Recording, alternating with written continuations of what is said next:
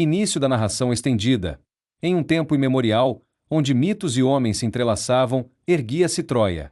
Uma cidade inexpugnável, palco de uma guerra que duraria uma década. Mas não foi a força bruta que a derrubou, e sim a mais astuta das estratégias, o cavalo de Troia. Esta é uma lição milenar sobre o jogo do poder, onde a vitória nem sempre pertence aos mais fortes, mas aos mais ardilosos. Pense bem na complexidade deste cerco. 10 anos de sangue e suor sob o sol implacável da Anatólia. Os gregos, liderados por heróis cujos nomes ainda ecoam, Aquiles, o invencível, Agamenon, o rei dos reis, e Ulisses, o mestre do engano. Eles tentaram de tudo. Batalhas campais que tingiram o solo de vermelho, cercos que testaram a paciência de deuses e homens. Mas as muralhas de Troia permaneciam intactas, desafiando a própria história. A cada dia que passava, a esperança grega se esvaía como areia entre os dedos. A cada investida repelida, a frustração crescia, alimentando o desespero de um exército exausto. A força bruta, outrora sua maior aliada, havia falhado miseravelmente. Era preciso algo novo. Algo que transcendesse a coragem e as espadas. Era preciso inteligência pura. Era preciso um plano que pudesse subverter a própria lógica da guerra e transformar a derrota iminente em uma vitória lendária. Foi então que Ulisses, o astuto rei de Ítaca, cujos pensamentos eram tão profundos quanto o oceano, concebeu uma ideia audaciosa. Um estratagema que desafiava a honra militar tradicional, mas prometia o que todos desejavam: o fim do conflito. Ele propôs a construção de um presente, um símbolo de rendição aparente, que na verdade seria o cavalo de Troia para a própria ruína da cidade. Um gigantesco cavalo de madeira, oco por dentro, uma obra de engenharia e dissimulação. Imagine o trabalho silencioso dos artesãos gregos, sob o manto da noite, esculpindo o que seria o último ato de Troia. O plano era simples em sua genialidade diabólica: simular uma retirada total, queimar o acampamento e deixar o cavalo como uma oferenda sagrada a Atena. A paciência seria a chave mestra. O engano, a arma fatal que penetraria onde nenhuma espada conseguiu. Ao amanhecer, os troianos, despertando para um silêncio incomum, encontraram a praia deserta. Onde antes havia milhares de tendas e fogueiras, restava apenas uma colossal estrutura de madeira. Um cavalo.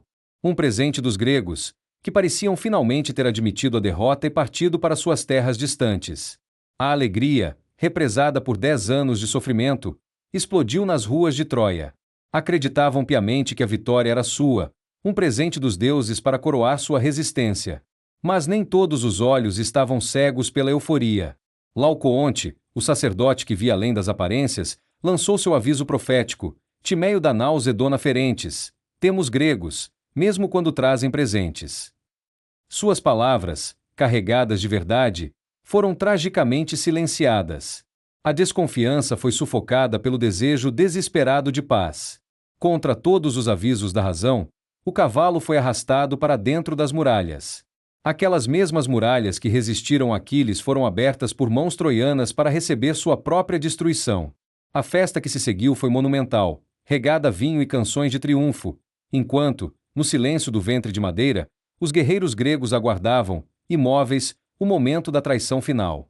Sob o manto da escuridão profunda, quando o vinho e o cansaço silenciaram a cidade em uma falsa segurança, o ventre do cavalo se abriu. Silenciosamente, como sombras, os gregos emergiram. Ulisses e seus homens, com o coração batendo forte, abriram os portões da cidade.